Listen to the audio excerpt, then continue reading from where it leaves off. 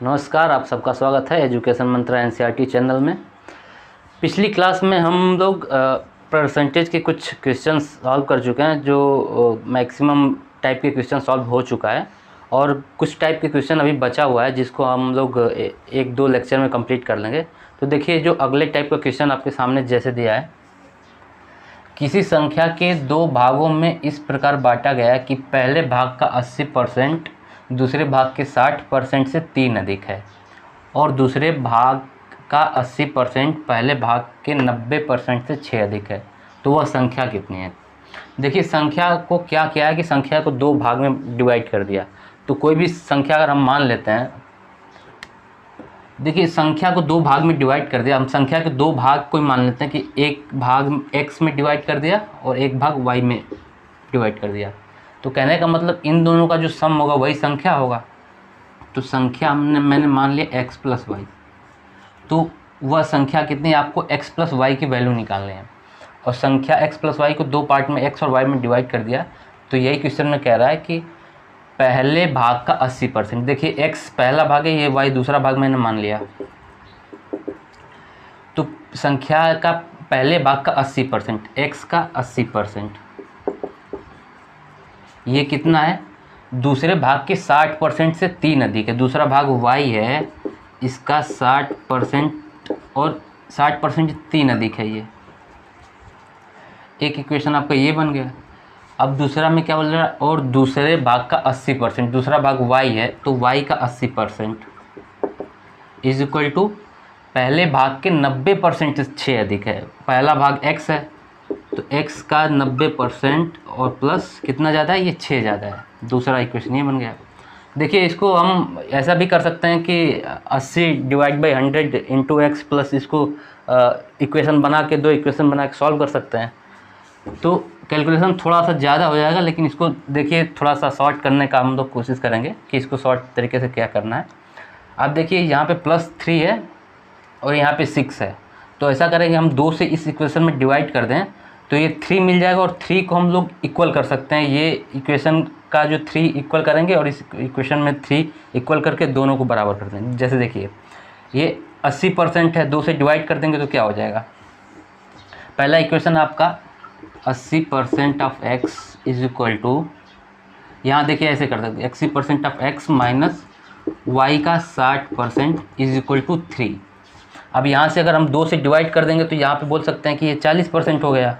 y is equal to x का ये 45% और प्लस 3, तो 3 की वैल्यू यहाँ से क्या हो जाएगी, यहाँ से 3 की वैल्यू आपकी हो जाएगी, इसको इधर करेंगे तो 40% of y minus 45% of x is equal to 3। ये 3 और 3 इक्वल कर देंगे तो हम ये कह सकते हैं कि 80% ऑफ x माइनस y का 60% is equal to 40% of y minus 45% of x is equal to 3। ये 3 के इक्वल होना चाहिए। अब देखिए, इसको हम इक्वल है तो इसको x और y का रेशियो हम यहाँ से निकाल सकते हैं। x वाले को एक साथ करेंगे, y को एक साथ कर लेंगे, तो ये 80% x है और ये 45% x है। x इधर आ जाएगा तो कितना हो जाएगा, 125% of x is equal to, ये इधर जाएगा तो 60 और 40 100 हो जाएगा, 100% ऑफ y। अब यहाँ से देखिए x और y का रेशियो कितना आ गया, x और y का रेशियो 100 डिवाइड बाई 125, 25 से कैंसिल कर जाएंगे तो 4:5 आ गया। अब देखिए, संख्या का जो रेशियो x और y का रेशियो 4:5 आ गया। आपको देखिए इक्वेशन में ये क्या मिला था आपको, इज इक्वल टू 3, ये वाला, ये देखिए ये पूरा। आप यहाँ से कह सकते हैं ना कि पहला पार्ट x है और दूसरा पार्ट y है, तो x का 80%, अगर x 40 है तो 40 का 80% कितना हो जाएगा, 3.2 माइनस y का 60%, y अगर 5 है तो इसका 60% कितना हो जाएगा, 3। अब x का 80%, y का 60%, दोनों का डिफरेंस कितना होना चाहिए, 3 होना चाहिए, लेकिन यहाँ पे डिफरेंस कितना है, 3.2 और 3, इन दोनों का डिफरेंस हो जाएगा 0.2।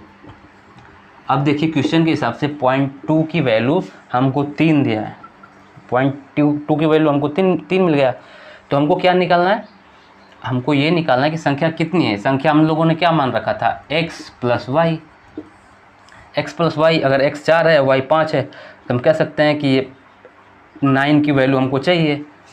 हमको 9 की वैल्यू चाहिए, 0.2 की वैल्यू 3 आ गई तो 1 की वैल्यू कितनी हो जाएगी, 3 डिवाइड बाई 2 15। तो x प्लस वाई कितना हो जाएगा, 1 की वैल्यू 15 है तो 9 की वैल्यू कितनी हो जाएगी, 9 इंटू 15, ये हो जाएगा 135। तो संख्या क्या है, x plus Y is equal to 135, ये आंसर हो जाएगा। देखिए अगला क्वेश्चन है, ग्लिसरीन के 50 लीटर के एक नमूने में 20% की अशुद्ध मिलावट पाई गई। इसमें कितनी शुद्ध ग्लिसरीन मिलाई जाए ताकि अशुद्धता की प्रतिशतता 5% रह जाए।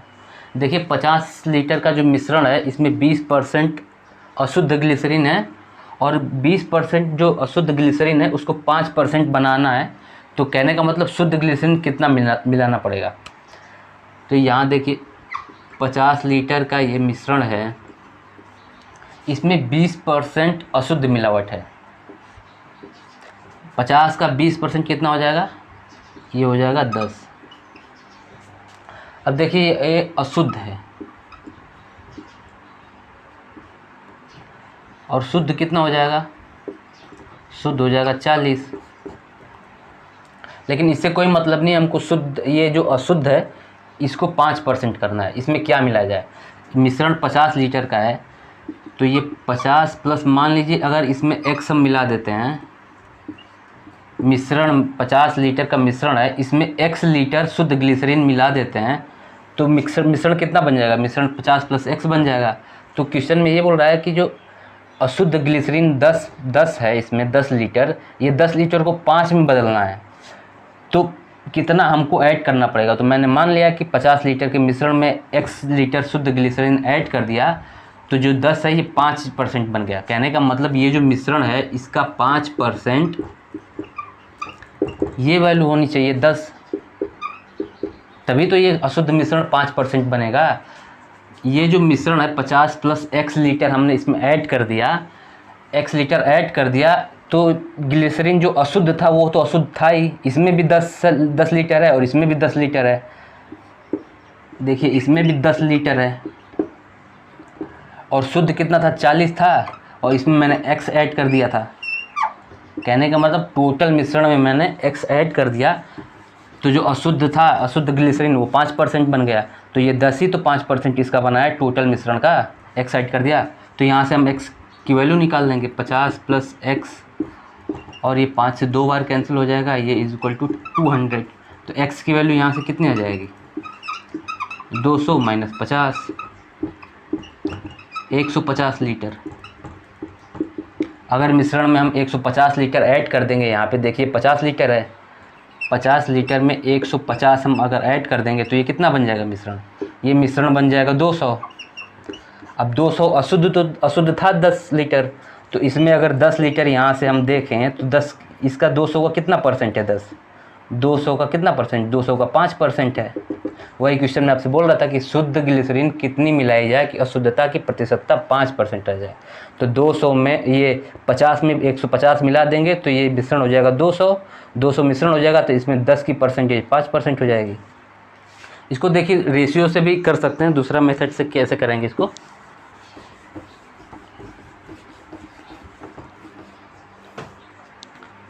आप देखिए 50 लीटर का मिश्रण है, इसमें शुद्ध और अशुद्ध का रेशियो से अगर हम निकाल लें, 20% की अशुद्ध मिलावट है, 20% की फ्रैक्शन वैल्यू आपको पता होना चाहिए 1/5 होती है। कहने का मतलब अगर 5 लीटर का मिश्रण है तो उसमें 1 लीटर अशुद्ध है, 5 में अगर 1 लीटर अशुद्ध है तो 4 लीटर शुद्ध हो जाएगा। तो शुद्ध और अशुद्ध का कितना रेशियो हो जाएगा, शुद्ध और अशुद्ध का रेशियो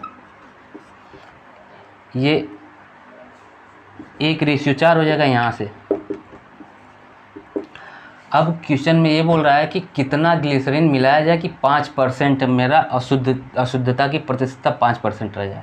तो 5% की फ्रैक्शन वैल्यू कितनी हो जाएगी, 1/20। 20 लीटर के मिश्रण में एक अगर अशुद्ध है, अशुद्ध 1 लीटर अशुद्ध है तो शुद्ध कितना हो जाएगा, सिद्ध हो जाएगा 19 लीटर। तो यहाँ से 1 से 19 का रेशियो हमको चाहिए।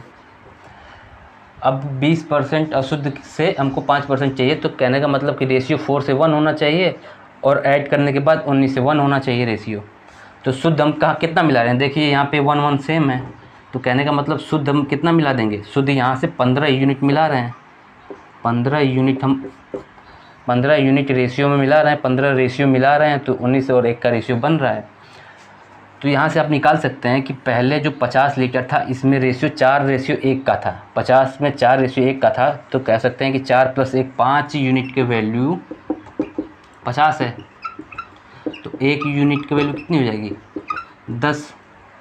तो 15 यूनिट की वैल्यू चाहिए हमको, तो 15 यूनिट की वैल्यू हो जाएगी 10 × 15, ये हो जाएगा 150 लीटर।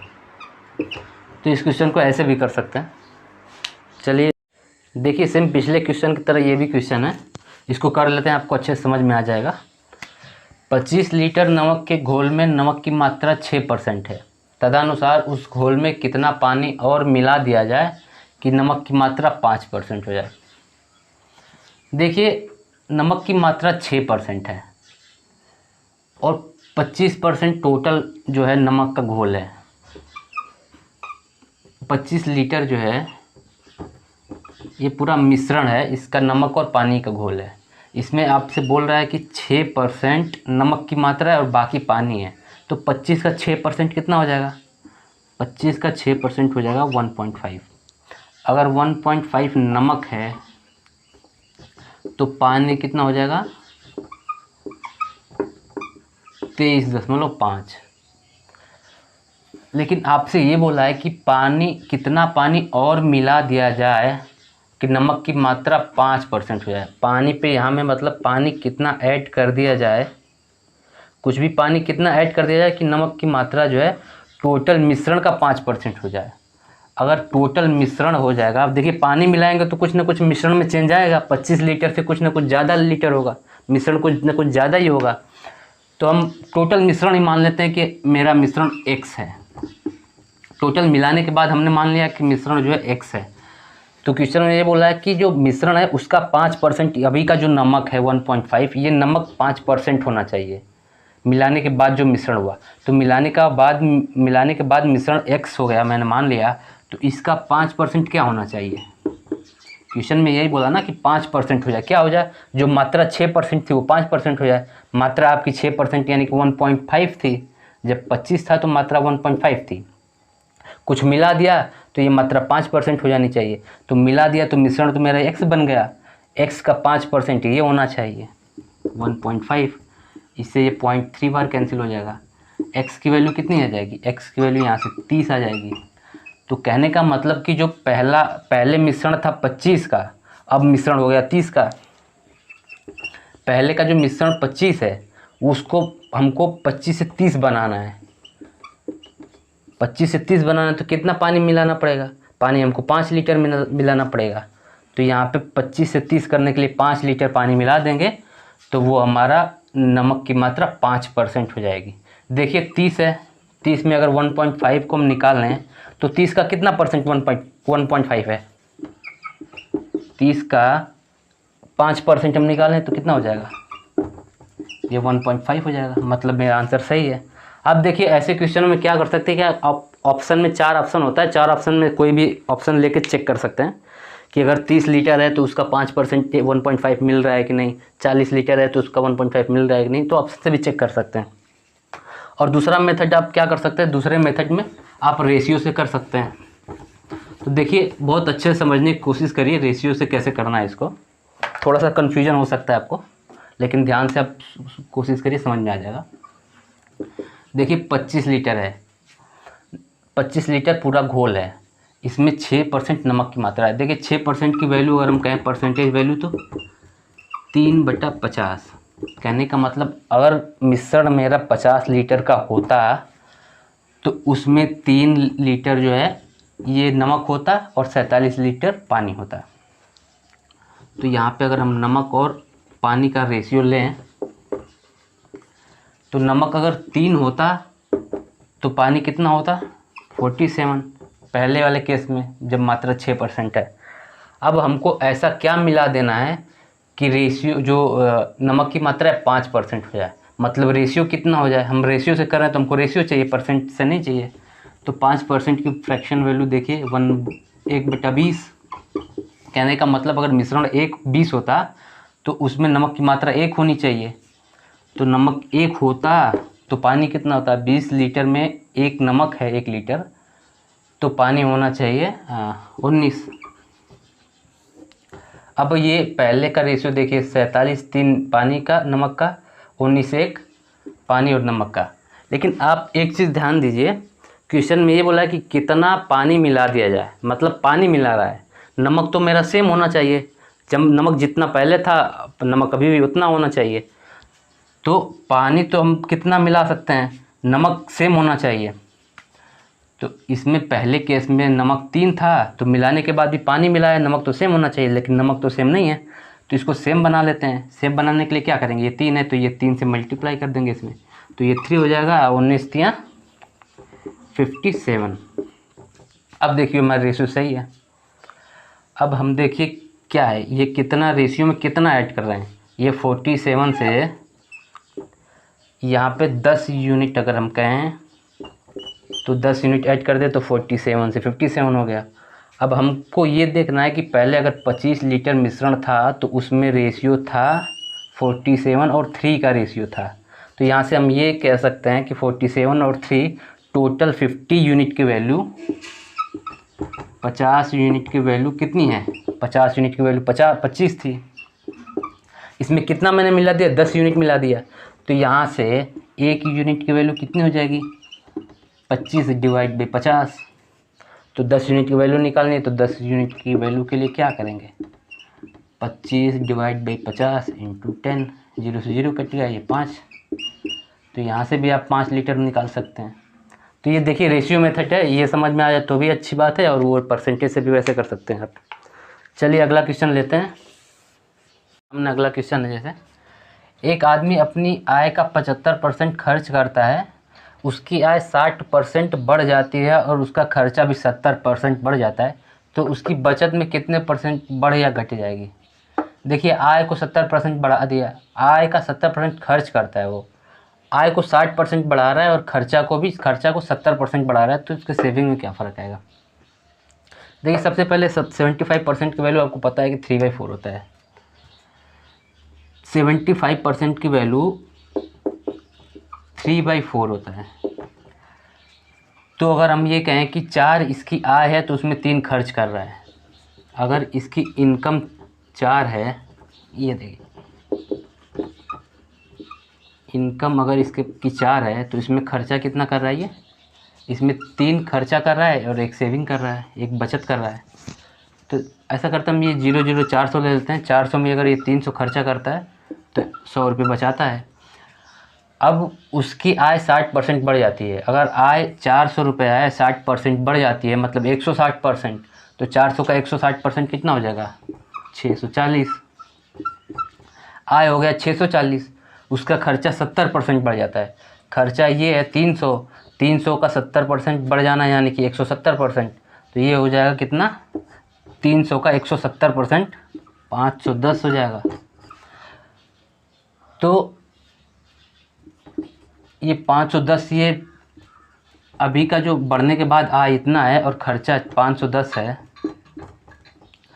तो सेविंग कितना हो जाएगा, 640 से 510 माइनस कर देंगे तो सेविंग हो जाएगा, ये हो जाएगा 130। तो देखिए 100 से कितना हुआ, 30 का चेंज हो गया, मतलब जो सेविंग है, सेविंग की कितने परसेंट की वृद्धि हो जाएगी, सेविंग 30% बढ़ जाएगा। तो इसमें जो है सेविंग 30% बढ़ जाएगा। अभी देखिए इसको दूसरा तरीका से भी कर सकते हैं। दूसरे तरीका से इसमें क्या करेंगे, देखिए 75% की वैल्यू 3/4 होती है, मतलब कि 4 में से 3 खर्चा कर रहा है, 1 सेव कर ले रहा है। अगर हम कहें कि इनकम इनकम इनकम और इनकम, मान लेते हैं कि जो ये है इसका इनकम 4 है, इनकम 4 है, 4 में से 75% खर्च कर रहा है, मतलब 3 खर्च कर दे रहा है। तो ये 3 खर्चा कर रहा है, ये एक्सपेंडिचर है 3, और 1 बचा दे रहा है। 4 में से 3 खर्चा कर दिया तो 1 बचा दिया, 1 सेविंग हो गया। तो एक जब सेविंग हो गया तो यहाँ पे क्या बोल रहा है कि उसकी आय 60% बढ़ जाती है, इनकम 60% बढ़ जाती है। यहाँ पे 60 बढ़ गया, यहाँ भी 60 बढ़ गया, यहाँ भी 60 बढ़ गया, यहाँ भी 60 बढ़ गया। तो क्या हुआ, खर्चा 70% बढ़ जाता है। तो खर्चा 3 खर्चा किया इसने, मतलब 70 खर्चा कर दिया, ये 70 खर्चा कर दिया, ये 70 खर्चा कर दिया। सेविंग एक सेव कर रहा था, मतलब 60 बचा रहा है।